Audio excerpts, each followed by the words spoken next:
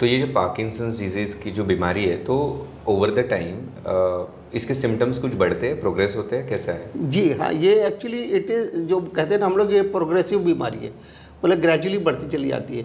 मतलब नॉर्मली हमारे आपके सबका डोपामिन बन ही रहा है, मगर एक दिन में डोपामिन बनना बंद नहीं होता है, ग्रेजुअली डिक्लाइन होता है। तो शुरू में आपको कुछ माइनर सिम्टम्स मिलेंगे, कुछ इनवॉलंटरी मूवमेंट्स मिलेंगे या कुछ मिलेंगे, फिर वो प्रोग्रेस होगा टुवर्ड्स द मॉडरेट। सो जैसे मैंने आपसे कहा था कि हम पहले फुल डोज दवा नहीं देते, माइनर दवा दे के ही देखते हैं कि कितना कंट्रोल आता है नहीं आता है।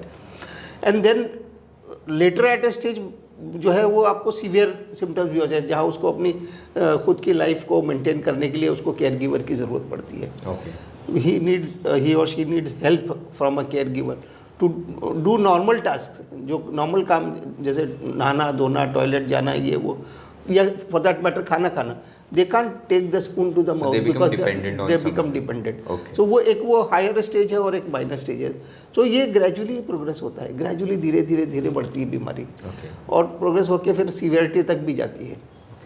सो अगर समझो माइनर स्टेज पे डायग्नोस हो जाए तो फिर इजी होता है कंट्रोल करना? हाँ, it becomes very easy to control, because आप जो है ना उसको पहले ही स्टेज में आप उसको बढ़ने नहीं दे रहे हैं और उसको आपने चालू कर दिया।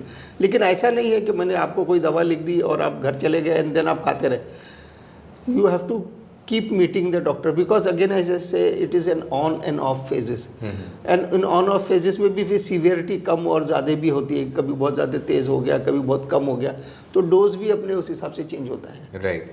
And let's say then it sometimes, let's say people don't accept that they have this disease और उसको बढ़ते देते हैं खुद ही से, तो फिर what is that measures that they can take at that point of time?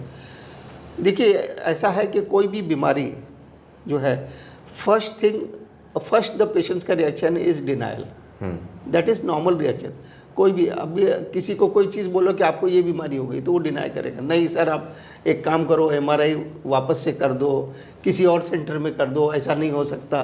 That is there, patient denies, and before coming to the doctor तो there is a lot of phase where they are denying that they are having symptoms. Right, and then if they get diagnose also, I think वो किसी और doctor के पास validation के लिए second opinion लेते हैं, third opinion लेते हैं, ये होता है। So that denial is part of, but that is human nature.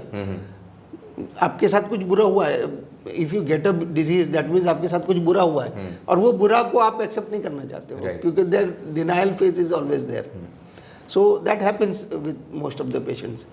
Then when it leads to that extreme condition, फिर उसके बाद क्या होता है? फिर एक्सट्रीम कंडीशंस में ऐसा है ना कि एक तो मेडिसिन हाई डोज में देना पड़ता है, फिर बहुत बार ऐसा होता है कि वो ऑन फेज और ऑफ फेज इतने ज़्यादा ऑन फेज आने लगते हैं कि वो मेडिसिन से फ़ायदा नहीं होता है, या मेडिसिन के अपने साइड इफ़ेक्ट आते हैं, एक्स्ट्रा पिरामिडल सिंड्रोम, मतलब ऐसा टोन इंक्रीज हो गया, ये हो गया, वो हो गया, तो वो चीज़ों के लिए फिर हम लोग को सर्जरी करनी पड़ती है। ओके। जब मेडिसिन के साइड इफ़ेक्ट डेवलप होने लगते हैं, ऑन फेज बार बार आने लगते हैं, और फिर मेडिसिन से इम्प्रूवमेंट नहीं दिखता, या फिर पेशेंट इतना ज़्यादा लेट आया कि हम फिर मेडिसिन से कवर ही नहीं कर पा रहे हैं, तो फिर हमको वहाँ पर सर्जरी करनी पड़ती है। Okay, so will discuss about this surgery part in the second half of this show, but so now as we are discussing about Parkinson disease day awareness, right? तो why do you think awareness is required for this particular disease? इसकी awareness बहुत ज़रूरी है, क्योंकि जितना जल्दी diagnose होगा उतना बेटर कंट्रोल हम ले सकते हैं, उतना सर्जरी के चांसेस कम हो सकते हैं, और उतना ही उसका प्रोग्रेशन भी, because this is a progressive disease, it will not go.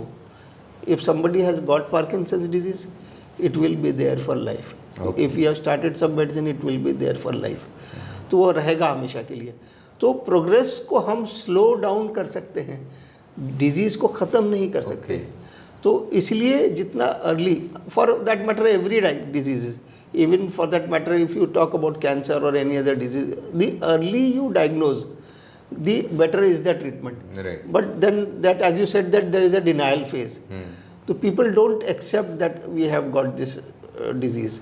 Previously they used to say it is a old age symptoms, I have become weak, so this is happening, that is happening. They will give all sorts of justifications. Right. I mean, by now also I was assuming कि ये सिर्फ बूढ़े लोगों को होता है। Yeah. We are seeing a lot of younger people also, say in their 40s and 30s, people coming with these symptoms. Right. Age is actually not the criteria, only criteria to make a diagnosis. You can have people with younger age group also. Basically, it is not the criteria.